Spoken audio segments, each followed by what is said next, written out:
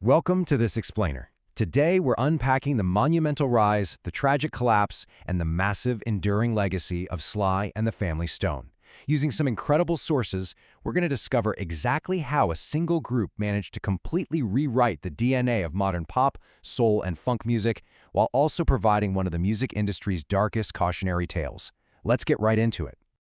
Rapper and producer Boots Riley hit the nail on the head when he said that Sylvester Stewart, better known to us as Sly Stone, came out with a sound way dirtier than even what Stax Records was putting out. It literally set a new agenda. And he's absolutely right. It wasn't just that the music was good, it was a sound that forced even the established legends to pivot and pay attention to this wild new energy coming from the West Coast. So that brings us to the central mystery we're unraveling today. How in the world did a band that so loudly championed everyday people, racial harmony, and utopian unity end up spiraling into complete chaos? We're going to trace their fascinating path, step by step, from their revolutionary beginnings right down to their drug-fueled decline, and uncover what you should really take away from their story. Section 1. A whole new thing. You know, Sly's incredibly eclectic background perfectly positioned him to do something absolutely nobody else was doing at the time. He actually started out as a child gospel singer, then moved into singing doo-wop with integrated groups, and even became a highly influential radio DJ in San Francisco. He famously pushed boundaries on air, like playing rock bands like the Beatles on a soul music station.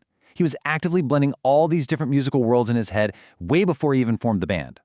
Then 1966 rolls around, and Sly meticulously engineers a powerhouse by fusing his band with his brother Freddie's band. And the intention behind this lineup was absolutely crucial. It was purposefully mixed race and multi-gendered, something that was incredibly rare back then. They became the literal, physical embodiment of their sound.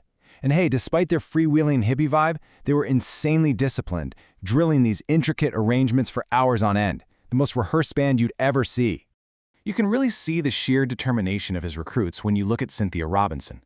Recounting the very first time she tried to play a trumpet, she said she wiped off the mouthpiece, couldn't get a note out of it, but instantly knew she wanted to play. That was it.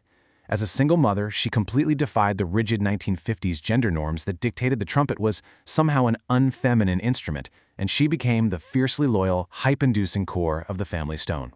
So by synthesizing all these diverse backgrounds and bold personalities, Sly Stone effectively laid the groundwork for an entirely new genre, progressive soul. It was super danceable, it was psychedelic, but it was also incredibly smart. It carried this potent, socially conscious messaging right under the surface of those infectious, toe-tapping melodies. Section 2. The masterpiece called Stand. Their explosion into the mainstream was just a stunning trajectory. Think about it. They formed in 1966, playing tiny little clubs. Just 2 years later, 1968, they break through with Dance to the Music. Fast forward to May 1969, they drop their masterpiece album, Stand. And mere months after that, they absolutely dominate the stage at the historic Woodstock Festival, capturing the hearts of black and white audiences alike. Talk about catching fire. To really understand why this era matters so much, we just need to look at the massive hits from that Stand album, which, by the way, sold over 3 million copies. You've got Everyday People, which went straight to #1 and literally injected the phrase different strokes for different folks into the global dictionary. Then there's Sing a Simple Song with a groove so irresistible it was covered by the Jackson 5. And of course, I Want to Take You Higher, which basically became the ultimate blueprint for explosive live performances. But, you know, it wasn't all just sunny pop hits and good vibes. Looking objectively at that same album, we see a track like Don't Call Me Nigger Whitey. Here, they neutrally yet boldly address the frank civil rights coalition of the late 1960s. With very straightforward, unvarnished lyrics, Sly captured the immense social upheaval and racial tension of the time, putting the harsh reality of America right alongside their overarching message of unity. And while all this cultural boundary pushing was happening, there was massive technical innovation going on within the band too. Take slap bass. Bassist Larry Graham literally invented this percussive technique earlier in his career for a totally practical reason. His mother's band lacked a drummer. So he brought this thumb-thumping style into the Family Stone, fundamentally establishing the literal heartbeat for the entire funk decade that was about to follow. It's a real game changer. Section 3. Fame, Friction, and Fractures. Now, a really stark, tragic contrast was forming. Outwardly, the band is actively preaching boundless optimism with songs like You Can Make It If You Try. But behind the scenes, especially after they relocated to Los Angeles, a heavy addiction to PCP and cocaine took over.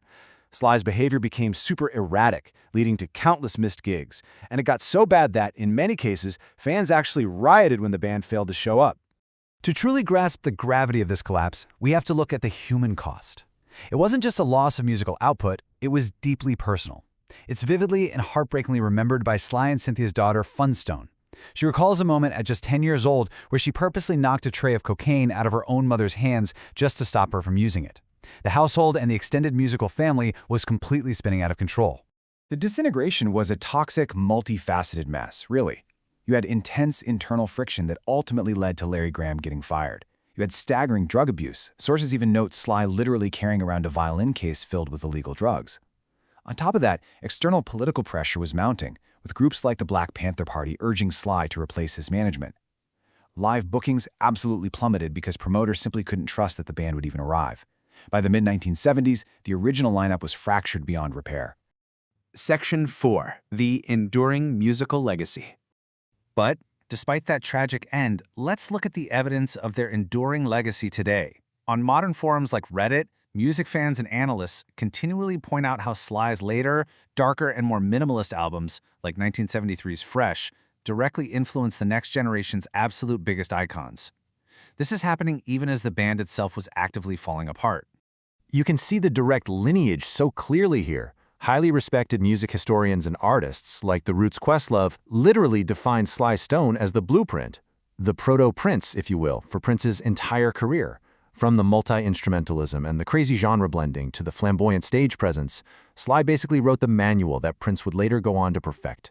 And fans are still connecting these dots with incredible precision, proving that the DNA of Sly's Stand era is deeply embedded in Prince's most beloved hits. I mean, the structures, the vocal ad-libs, the underlying funk grooves, they all point straight back to that crucible of creativity in the late 1960s Bay Area.